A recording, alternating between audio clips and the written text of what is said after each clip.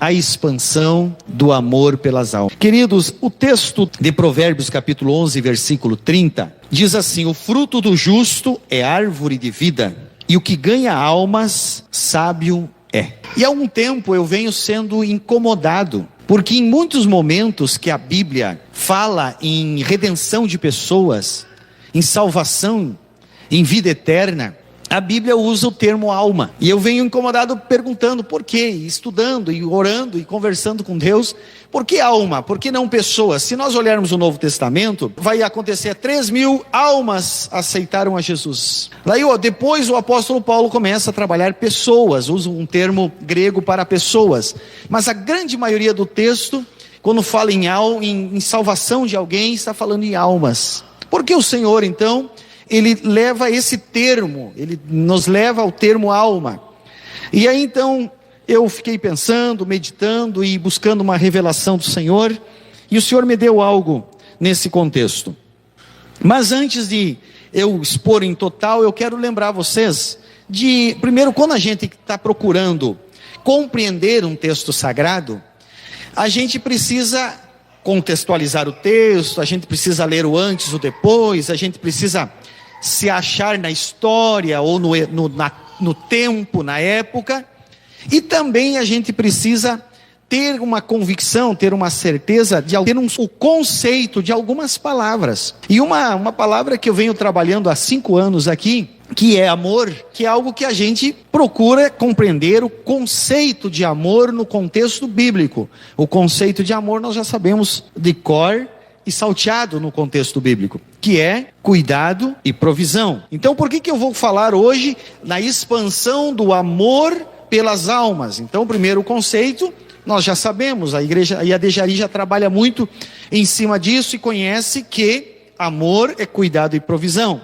Agora, qual é o conceito de alma no contexto das Escrituras? A Bíblia nos mostra, dentro de toda a expansão da Bíblia, todo o contexto bíblico, que o ser humano, ele é tricotômico, ele tem uma tricotomia. O que é essa tricotomia? O ser humano é composto de corpo, espírito e alma. Essa tricotomia nos mostra que o corpo, a Bíblia nos mostra que o corpo, essa expansão física, esse contexto biológico aí, esse monte de água e um pouco de carne, músculos e ossos, que compõem o nosso corpo. E ele é físico, ele é palpável, e ele tem um começo e um fim. Ele nasce, cresce, diz o Salomão, nasce, cresce, floresce, produz e morre. Então termina esse corpo, esse físico. A Bíblia também mostra que o ser humano, ele tem um espírito. Espírito vem de 2 termos na Bíblia, ruach no hebraico e pneuma no grego, que significa algo como ar, como vento. Então o ser humano é composto de espírito. Eu entendo que quando a Bíblia mostra que Deus faz um boneco de barro e sopra nas narinas do homem e coloca dentro do homem, pneuma, ar, espírito. E alguns eruditos hebreus, judaicos, eles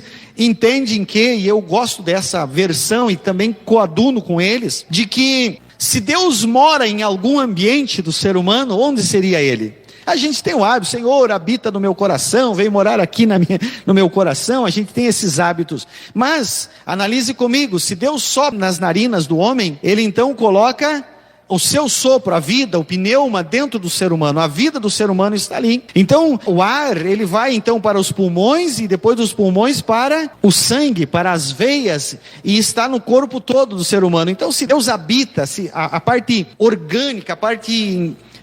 a essência de Deus, não falando da presença do Espírito Santo, mas a essência de Deus, se ele habita no ser humano, se ele está ali no ser humano, penso eu que está no sangue. Por isso que entendo eu, porque que Deus diz assim, que não é para nós comer sangue, porque nesse contexto representa ali a presença de Deus, porque o sangue é cheio de oxigênio que faz o ser humano viver. O Espírito é isso, pneuma. A parte espiritual do homem é a sua vida, é o seu ser espiritual, e que também ao homem deixar de existir, ele perde essa essência da vida do espírito. Agora, a alma do ser humano é a sede das emoções, é a essência, é o que nós somos realmente. Costumo eu dizer que nós somos uma alma, que temos um espírito, que moramos dentro de um corpo. E a alma, ela existe e ela subsiste.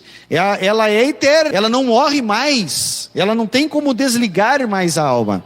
Então, nós somos um corpo se vai para a terra de novo, o ar que respiramos, a essência deixa de existir no ser humano, mas a alma, meus irmãos, ela é perene. A alma, ela não interessa para onde essa alma vai, se para o céu ou para o inferno, se vai para a salvação eterna ou perdição eterna, se ela vai para estar sempre com Cristo ou no pranto e ranger de dentes, ela nunca vai deixar de existir. Eu e você nunca mais deixaremos de existir. Não termina aqui na vida, a alma permanece. Marcos escreve o que Jesus disse em 8:36 de Marcos, ele diz assim: pois que aproveita ao homem ganhar todo o mundo e perder a sua alma? Que aproveita o homem ganhar? Ele está falando da perenidade do homem, das coisas terrenas, das coisas do dia a dia, das coisas humanas, do tempo de vida que o nosso corpo vai aguentar. Ele está falando dessa possibilidade, mas ele diz assim: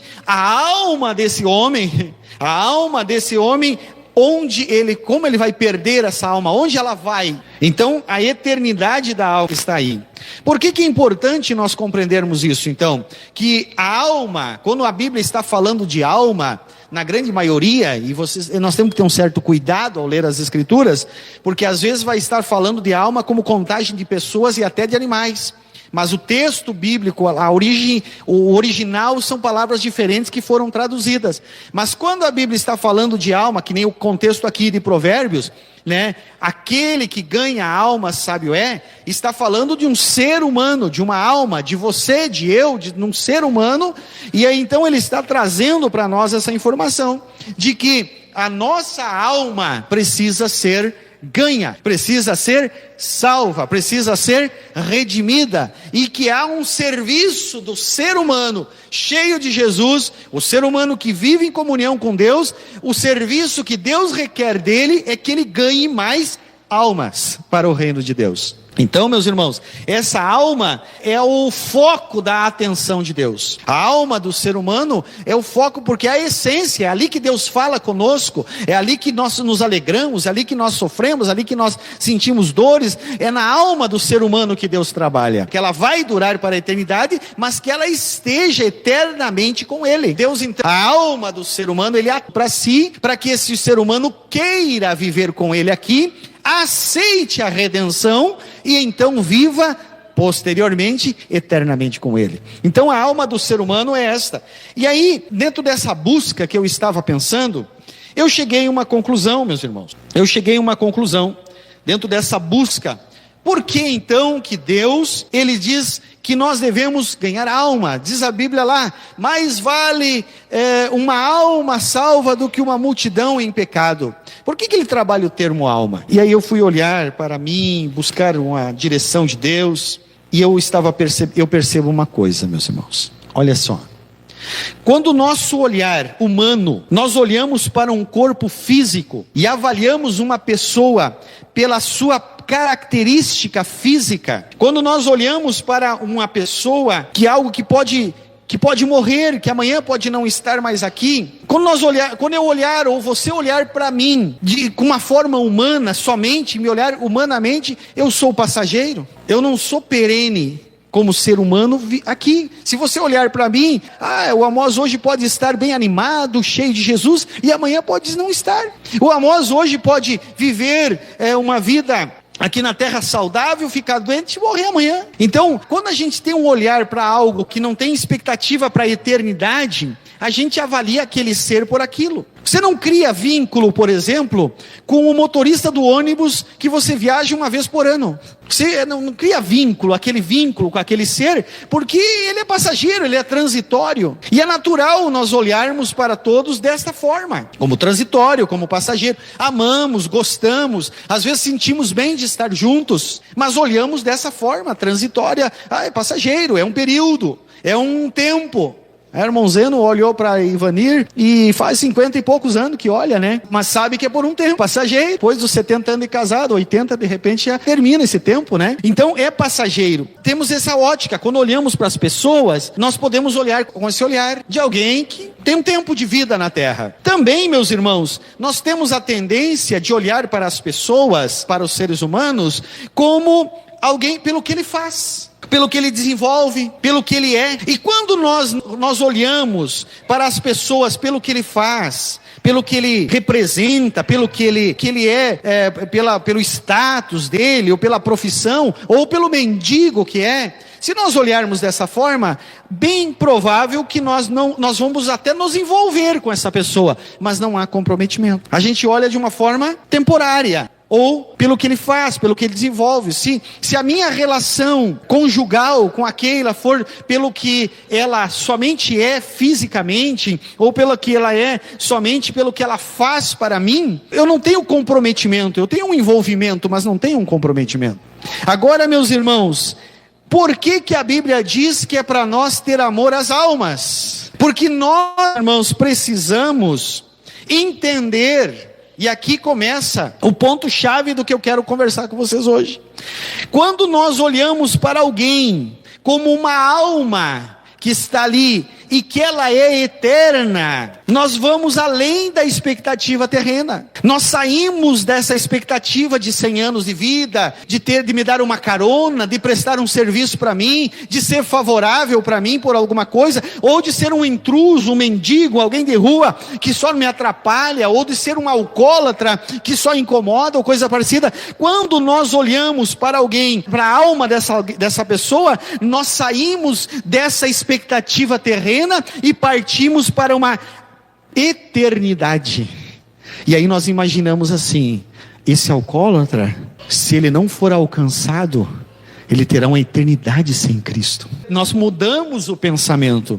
Então eu e você, nós não somos chamados por Deus para olhar para as pessoas de uma forma humana, de uma forma terrena somente, de uma expectativa de vida tempo do X período.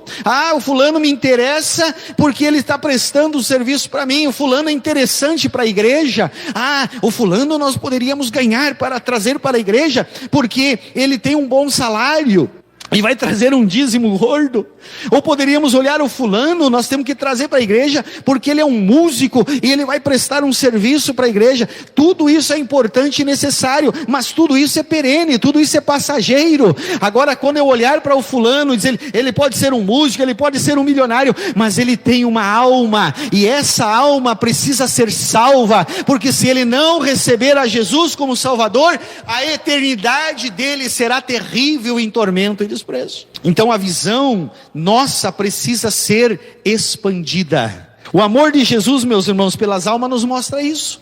Olha o que diz 1 Pedro 1, 18 a 19. Sabendo que não foi com coisas corruptíveis, como prata, o ouro, que fosses resgatado da vossa vã maneira de viver, que, por tradição, recebeste de vossos pais, mas com o precioso sangue de Cristo, como de um cordeiro imaculado e incontaminado. Qual é o preço que Jesus pagou pela alma?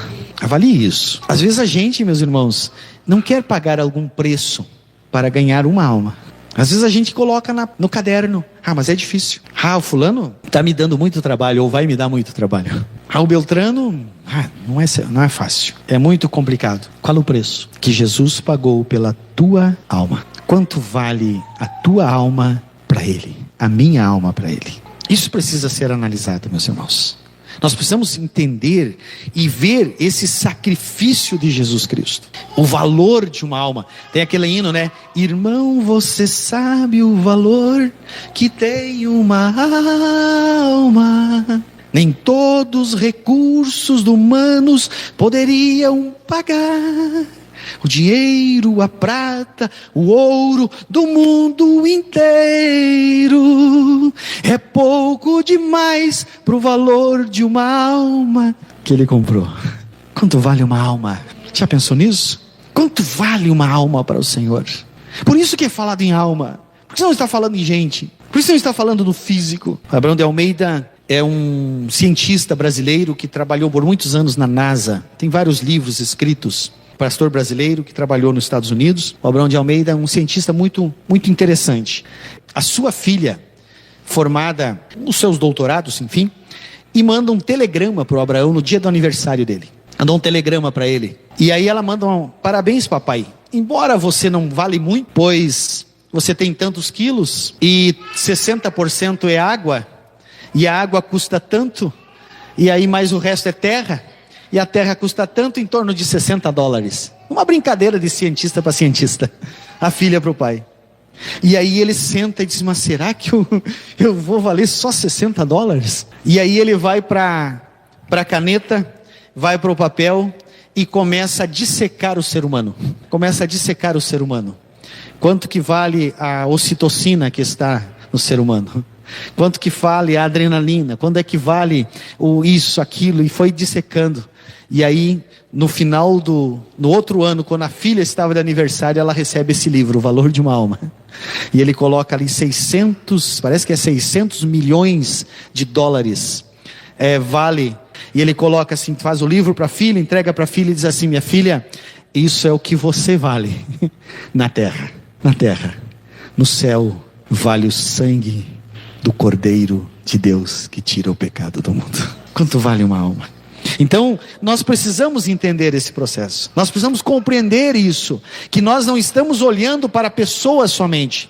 Que nós não estamos olhando para pessoas da sociedade ou à margem, ou no lucro da sociedade. Não estamos olhando para gentes, para o que eles produzem, para o que eles fazem, para o que eles gostam ou não gostam de nós, para o que eles podem dar ou têm para receber de nós. Nós temos que olhar para as pessoas, olhar para as almas que estão ali. Por isso que a Bíblia diz que quem ganha a alma sabe o rei. Agora eu quero colocar algumas pequenas e simples ações que podem salvar e resgatar uma alma. Primeiro, é preciso ter cuidado em semear a preciosa semente. Irmãos, às vezes nós tentamos fazer alguém mudar de religião, ledo engano, grave erro. Às vezes a gente tenta trazer uma palavra de estímulo, de ânimo, não é errado, mas acha que isso vai salvar uma alma. Às vezes a gente tenta, meus irmãos, convencer as pessoas de que vindo a Cristo tudo se resolve.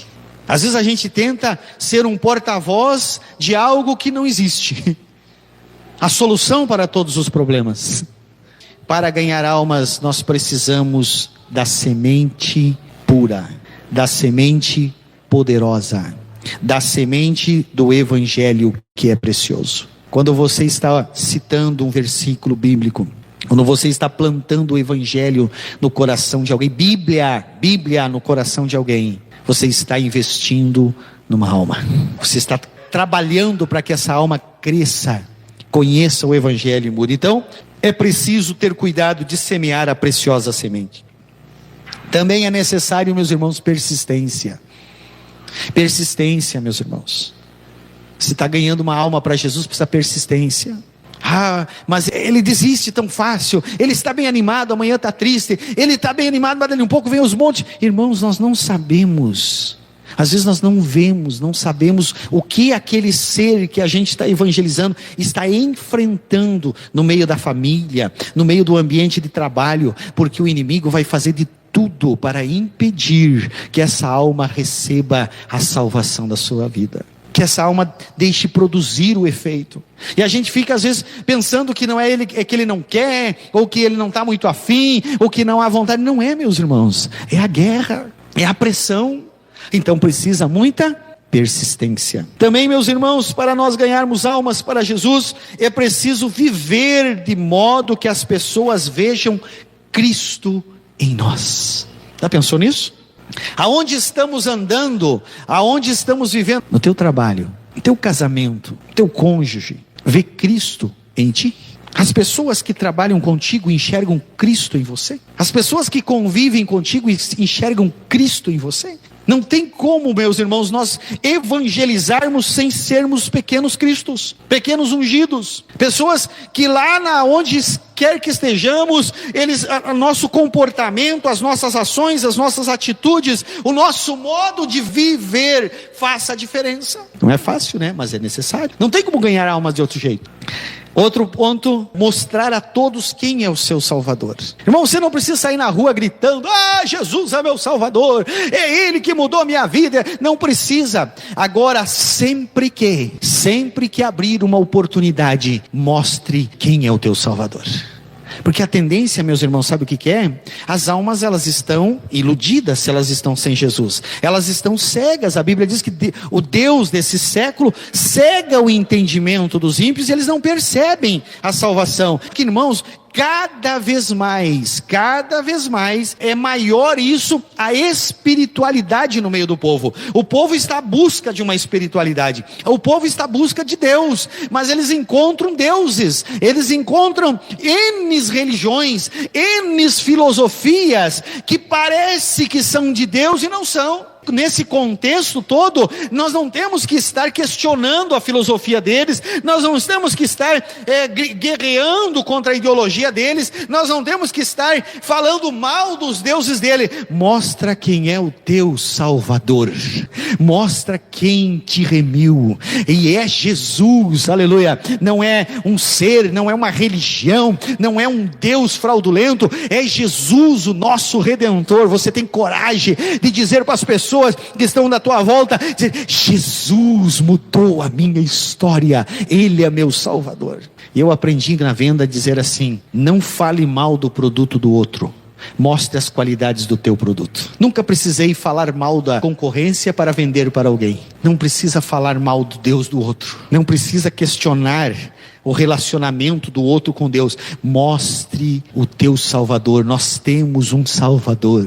Você tem um Salvador? Quem é teu Salvador? Quem é teu Salvador? É Jesus de Nazaré. Ele morreu na cruz por você, e Ele faz a diferença. Amor sincero, amor sem cera. Já tenho falado muito aqui sobre o amor, então não vou entrar em detalhes. Outra coisa, que são pequenas ações e simples, mas que são necessárias: incentivar a alma a ir ao encontro de Jesus. Jesus se revela a quem está buscando. Jesus se apresenta a quem o busca. O que nós precisamos incentivar as pessoas a buscar a Jesus. Se nós entendermos isso com sabedoria, se nós entendermos a palavra do Senhor, se nós entendermos a visão de almas e de salvação, 90% das pessoas que não são da igreja, que entrarão já nessa porta convertidos. Porque aqui, às vezes a gente convida: vamos para a igreja, vamos para o culto. É uma tendência nossa, né? A pessoa diz: eu não estou bem, vamos para a igreja. Não tem problema de convidar. Mas se você tiver um vínculo com alguém, e esse alguém, você abrir o coração, incentive ele ao encontro de Jesus. Pastor, aonde? Lá na rua, lá na praça, lá no trabalho, lá na escola. Incentiva essa pessoa a ter um encontro com Jesus, porque ela poderá ter um encontro lá com Jesus num cantinho, aleluia, e o Senhor salvar a alma dela lá, e ela já entrar aqui jubilosa, adorando e celebrando ao Senhor. As decisões, meus irmãos, muitas vezes de pessoas carentes, elas estão carentes de ser conduzidas, de ser orientadas para ir ter um encontro com Jesus. Eu estou tentando lembrar o nome, não consigo me lembrar quem é. Uma pessoa que estava contando uma história de que eles chegam num posto de gasolina, no carro sempre tem um folheto evangelístico, e às vezes a gente para num posto de gasolina, abastece, deixa um folheto para alguém, encontra com alguém na rua, entrega o folheto para alguém. A gente está sempre fazendo isso. E ele estava num posto de gasolina abastecendo, e chegou um cidadão ali que ele não conhecia, e ele entregou um folheto para o frentista e entregou para aquele cidadão. E aquele cidadão: o que é isso aqui? Não, isso aqui é a palavra de Deus. Eu não sei ler, não sei ler esse negócio. Não, mas isso aqui fala de Jesus o Salvador. Tá, mas quem é esse cidadão aí? Quem é esse Jesus o Salvador? Olha a miséria que eu vivo, olha o estado que eu ando. E aquele homem sai do carro e dá uma atenção para aquela pessoa e diz: olha, tem um Salvador, Ele é Jesus, e Ele pode se revelar para você. Você pode não saber ler, mas Ele pode ter um encontro. Incentivou eles: mas é onde eu faço? Olha, tu quer tomar uma decisão de seguir Jesus? Pode fazer aqui essa decisão. Eu falo contigo, você tem uma decisão. Mas quem você é? Não, eu sou um pregador, fulano de tal, andei aí na volta, estava na igreja tal, e etc e tal, e explicou para quem ele era. E aí ele diz que aquele homem sai dali onde ele estava e vai para dentro do banheiro do posto de gasolina. E lá no banheiro do posto de gasolina, esse homem diz assim: se esse cara falou desse tal de Jesus, se tu existe, se é verdade que você muda a história de alguém, eu quero te aceitar, eu quero receber, eu quero esse Jesus. E ele vai ali, e na presença, num posto de gasolina, num banheiro de um posto de gasolina. E aí passa-se o tempo, e esse pregador volta anos depois naquela cidade pregar, e aparece, quando ele entra lá, o porteiro da igreja recebe ele, dá um abraço, diz: você é o fulano de tal? Sim, eu sou aquele cara do posto de gasolina, que há anos eu tive um encontro com Jesus lá dentro daquele banheiro, e ele mudou a minha história e a minha vida. Incentive as pessoas a ter um encontro com Jesus. Incentive as pessoas a ter um encontro com Jesus, as almas a ter um encontro com Jesus. Também, meus irmãos, eu e você precisamos estar desejosos de ajudar e servir essa pessoa. Às vezes nós incentivamos ele a ter um encontro com Jesus, mas a barriga está vazia, ele não tem um trabalho, ele não tem uma renda. Às vezes nós ajudamos ele a ter um encontro com Jesus, ele tem um encontro com Jesus, mas ele precisa de um trabalho, ele precisa de uma capacitação para trabalhar, de uma orientação, e eu e você precisamos estar dispostos para ajudá-los nesse sentido. Também, meus irmãos, é impossível conseguir salvar uma alma sem oração. E o apóstolo Paulo diz: orar sem cessar. Diuturnamente converse com o Pai, esteja em comunhão com o Pai, e sempre apresente essas almas que estão nesse processo. Bem, meus queridos, nós estamos em crescimento. Nós estamos em crescimento. Nós estamos crescendo. Nós já aprendemos a levar o nosso oikos para Jesus. Sim ou não? Quem é que já conseguiu chegar, orar por o teu oikos, trazer o teu oikos para Jesus? Isso é um processo de crescimento. Quando nós ganhamos, o que é o nosso oikos? Pessoas do nosso relacionamento, pessoas próximas de nós, que nós estamos, então nós aprendemos a levar o nosso oikos para Jesus. Nós estamos em crescimento, mas nós queremos expandir. Nós queremos expandir. Nós vamos expandir. Através do quê?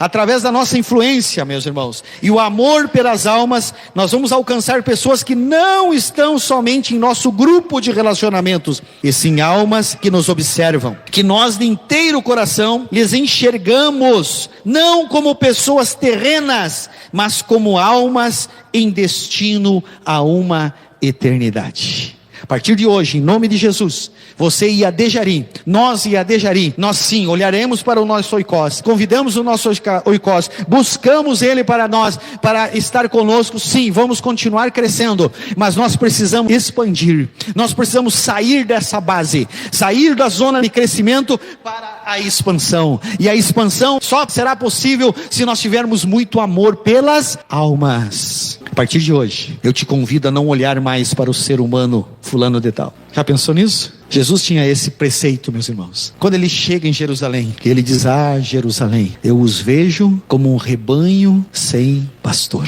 Estava falando de alma. Ele estava vendo as almas que estavam lá, abatidas, cansadas, fragilizadas, machucadas. Olhe dessa forma. Você que está orando pelo teu esposo, para salvar o teu esposo. Você que está orando para que a tua esposa seja salva. Está orando pela tua mãe, pelo teu pai, pelo teu irmão. Viva de uma forma que você enxergue a alma dela, que você perceba ela como uma alma. Ela é eterna, aquela alma, e ela precisa ser resgatada o quanto antes. As coisas estão se afunilando. A volta de Jesus é real, meus irmãos, e é próxima. As misérias da sociedade cada vez se afunilando mais. Aquilo que a Bíblia diz, leia Lucas 24 em casa, você vai ver que aquilo que a Bíblia diz está acontecendo diariamente, mostrando cada vez mais os sinais da volta do Senhor Jesus. E se Jesus voltar e uma alma que está aí não tomar a decisão por ele, ela não poderá subir. A sociedade tem esse costume que nós temos às vezes cuidado. Ah, descansa em paz. Será que está descansando em paz? Pode ser desejo nosso, mas se essa pessoa não tomou uma posição, não há descanso. A Bíblia diz que é pranto e ranger de dente. Essa alma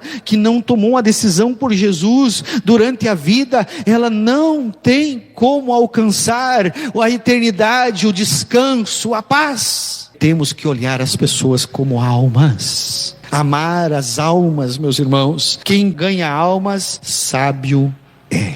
Meus irmãos, olha o resultado de alguém que ama a alma. Na Bíblia, 1 Samuel 18:1, e sucedeu que, acabando ele de falar com Saul, a alma de Jonatas se ligou com a alma de Davi, e Jonatas o amou como a sua própria alma. Quem é esse que foi o alvo do amor de Jonatas? Foi Davi. A Bíblia diz que Davi estava ali conversando com Saul, que era pai de Jonatas. Saul se tornou inimigo de Davi. Jonatas era filho de Saul. Mas enquanto Davi estava prestando um serviço para o reino de Saul, e Saul estava ali apaixonado por Davi naquele processo, Jonatas conheceu Davi. Olha só, escute isso. E a alma dele amou a alma de Davi. E houve uma proximidade de alma, houve uma ligação de alma, houve um sentimento de amor, de valorização para a alma de Davi pela alma de Jonas e vice-versa. Davi então ele passa a ser perseguido. Escute isso. Davi passa a ser perseguido por Saul, mas Jonatas começa a muitos momentos ajuda Davi a fugir do seu pai, que era o rei de Israel. Jonatas e Davi tinha um amor de alma por Jonatas, e Jonatas tinha um amor de alma.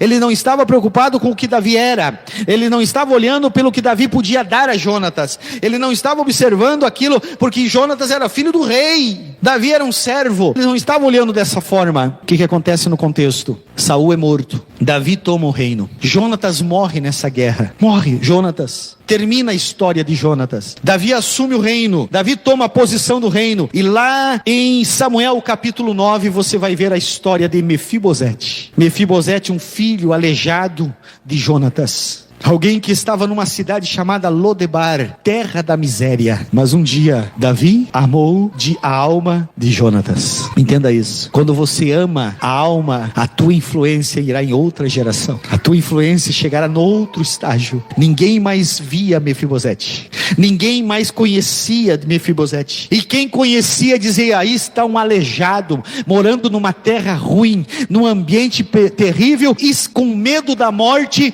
porque o adversário do seu avô é rei agora. Mas tinha amor de alma. Vai lá Davi e busca Mefibosete, daquele estado de miséria, de Lodebar, e a partir daquele momento, todos os dias, Mefibosete estava à mesa do rei, comendo do pão do rei, tomando do vinho do rei, se alimentando das iguarias do rei e tendo o cuidado do rei. Está me entendendo? Se você ama uma alma, meu irmão, se você se doa por uma alma para o reino de Deus, você influenciará as gerações futuras. Tem um peso muito grande. Expandamos o nosso amor pelas almas. Não está mais no Jari, hoje jamais não vive aqui, de repente nem vive mais, eu não sei a história final, e não adianta você me dizer agora que não vai resolver. Mas aquele cara que um dia pregou, que um dia trouxe o Fredo Lin e a Sofia para um culto lá na praça, onde eles tomaram uma decisão, e mudou a história deles, e mudou a história da geração deles, os filhos servindo ao Senhor, os netos servindo ao Senhor, e os bisnetos que virão servirão ao Senhor, por alguém que era alcoólatra, alguém que já estava condenado para morrer numa briga, numa encrenca de bolicho ou de cancha de bocha. Ele foi liberto, e a geração futura está sendo abençoada, e as que virão serão abençoadas. Ame almas, meus irmãos, você mudará a história de muita gente. Ame almas, que você de repente não medirá a proporção hoje, e de repente o futuro te dirá, aleluia, ou a eternidade vai te mostrar a diferença que é você investir numa alma. Expandamos em nome de Jesus.